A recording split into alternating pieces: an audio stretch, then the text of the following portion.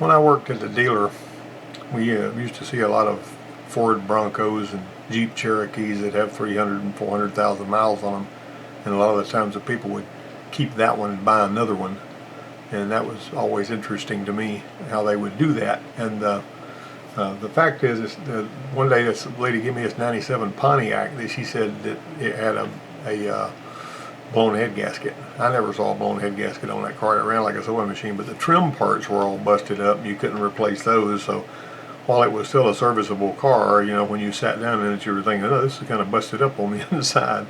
I don't know if that had anything to do with what she was, you know, the reason she replaced it or not.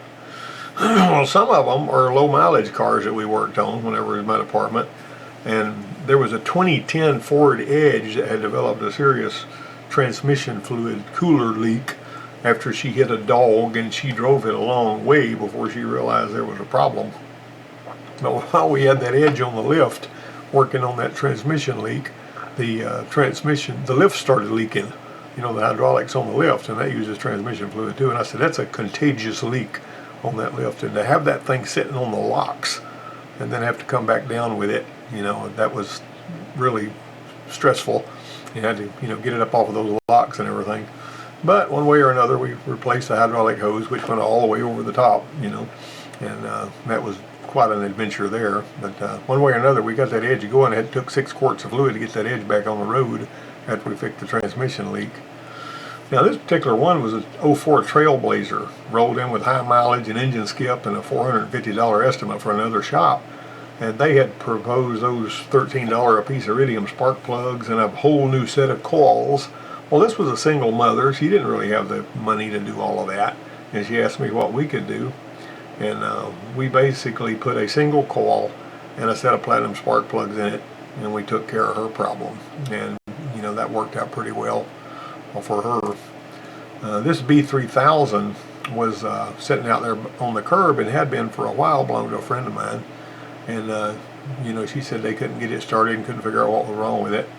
And they thought it had a bad starter, so they parked it. But what happened was they were using crummy jumper cables. And those crummy jumper cables weren't able to get that thing started. That was the crazy thing about it. So I just went over there, and they had removed the battery from it. But I took my old big strong jumper cables up to it. There was nothing wrong with the starter. And so basically what we did was we put the battery in it and tightened the cables good and got them going again. But see, people can misdiagnose one and convince themselves that the starter is what's wrong with it, and that kind of thing, you know. But anyway,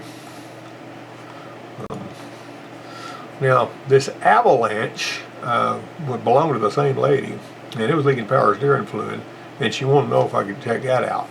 But it had a really bad engine oil leak too that they weren't even complaining about. It may have been that the power steering and the oil mixed on the driveway and they didn't know it had both leaks.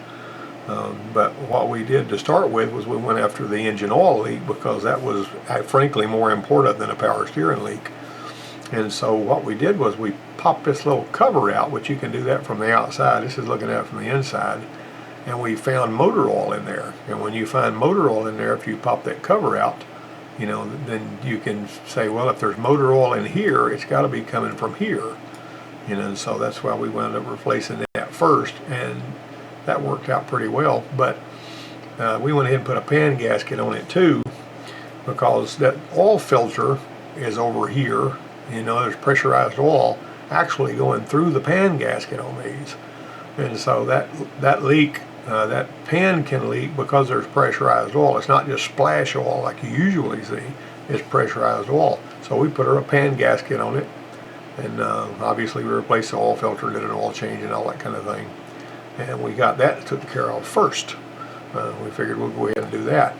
Well, the first thing when we went looking for this power steering leak was that the power steering area had this tantalizing little drip on the hose, and I said, well, that really doesn't explain why they would even notice a power steering leak like that.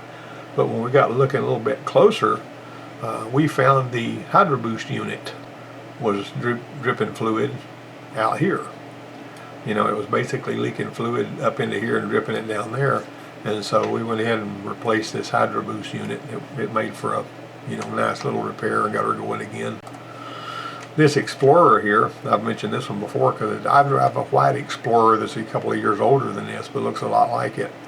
And this lady came in there for oil changes all the time, and I told her, I says, Olivia, why don't we check your spark plugs? She said, well, I don't know, I've never had anything done with them. She'd owned the vehicle since it was brand new. And when we looked at them, we had this paint spot right here. And that meant the spark plugs had been in there. Every time I've ever seen a paint spot on top of a plug, it means it was the plug that was put in there at the factory. And sure enough, see how this wear, this plug right here had this wear. It's 238,000 miles on that vehicle, and she'd never had plugs put in it.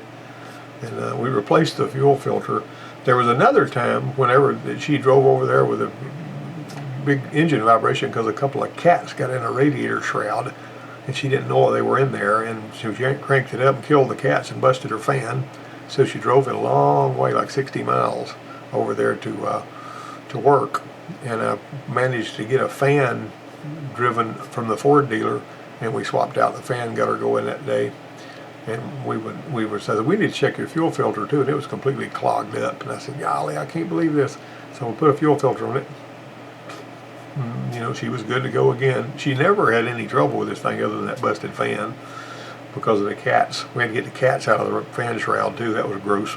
But anyhow, what happened was she drove this thing and she bought another. This was a perfect example. She had 250,000 miles on this thing. She bought another Explorer, the same color. It was a brand new one.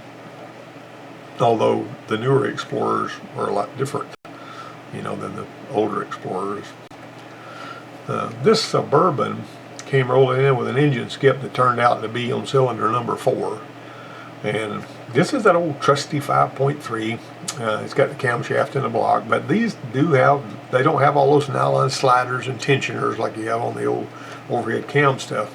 And I like this engine, but they do blow head gaskets, and sometimes they wear out cam lobes. You know, Chevrolets, even back in the day when the old 350 was around, would wear out camshaft lobes, stuff like that. So we pulled the plug out of the misfire cylinder, and we saw this disaster here. And it had low compression on that cylinder. And because it was such a high mileage vehicle, we decided later that summer we put an engine in it. And I should have done forensics on that engine that we pulled out to see what was going on, but never got around to it, you know. But anyway, that was an interesting job there.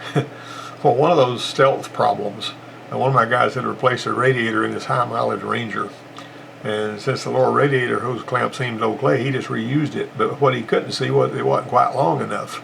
And it wound up stretching the clamp and getting loose. And about 6 weeks after we did this job, this clamp finally gave way and they lost radiator coolant. But you know, just looking at it, because this is hidden up in here, you don't even know that this is going on. That's why it's a good idea to have a little bit of this clamp sticking out the other side when you tied it up, so you'll know that it's not just a little bit too short. Didn't hurt the motor, but it made us look bad. Now this guy right here, this is one of the strange jobs. This guy had this 98 F-150 with a whole laundry list of stuff that he wanted done to that. And he didn't have the malfunction indicator light, the check engine light didn't work. And believe it or not, he wanted that fixed. You know, a lot of people cover the malfunction indicator light with a picture of their girlfriend or whatever, and they just ignore it. And so what we did was, this one had a breach in the wire between pin 2 on the PCM and pin 13 on the bulkhead connector, and we replaced that piece of wire, and we got that check engine light working again. And but we actually also, because it was running so bad, we found a vacuum leak using the smoke machine. You can see where the smoke coming out right here when we pumped the intake full of smoke, and we wound up seeing smoke right here, and this is what we found here. So we had to get another one of these little rubber elbows and all that.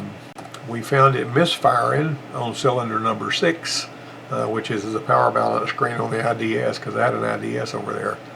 This same kind of power balance, the Zurich scan tool that I own now has got a power balance function like this, but it's not as fast in catching a momentary misfire as the IDS is. And so you may have a power balance function on your scan tool, but it might not work as good as an IDS, so be aware of that.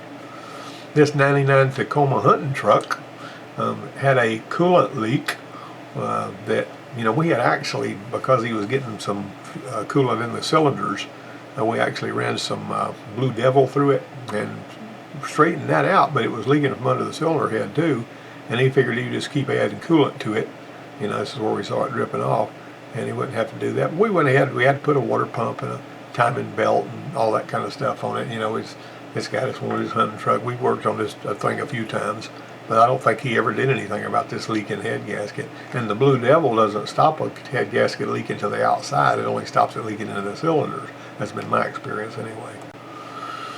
This 2000 Frontier had an AC belt that would squeak after a few minutes of idle AC operation, and this was condenser airflow related, because when we were looking at the pressures on the machine, the pressures would go higher and higher and higher. Put this fan in front of it, like you see right here, blowing through the condenser, then it would keep a nice even temperature. The belt would never squeal. Everything was fine. You'd have good air. And so we put a fan clutch on it. And that fan clutch just wasn't kicking in. Didn't have enough airflow across the condenser, particularly when it was sitting still. And that's when she'd have that problem. This was an alternator noise, and it was making a racket. It was putting out just fine, but it was making a racket. And we saw all this rusty stuff right here. And we replaced the decoupling pulley and took care of that nonsense there. That was a pretty easy fix. They called me about the forklift, and they said, hey, our forklift, its battery's going dead, the alternator's not charging, can you come and look at it? And when I went over there and looked at it, I looked under there at the alternator, because you had to look up through the wheel well to get to it, and this bottom bolt right here was just about to come completely out, and the alternator belt was so loose that it was slipping. And so we had to fix the alternator like that. Now we had a diesel department down there, but I guess they brought this to us. This was a peculiar little forklift. It had a Volkswagen Rabbit gasoline burning engine in it, except it ran on butane. You know, pretty interesting little forklift. You know, but this has been a short video. Hope you got something out of it. I had fun putting it together. And leave me some comments, likes, whatever. And I'll see you guys next week. And hey, just be careful out there.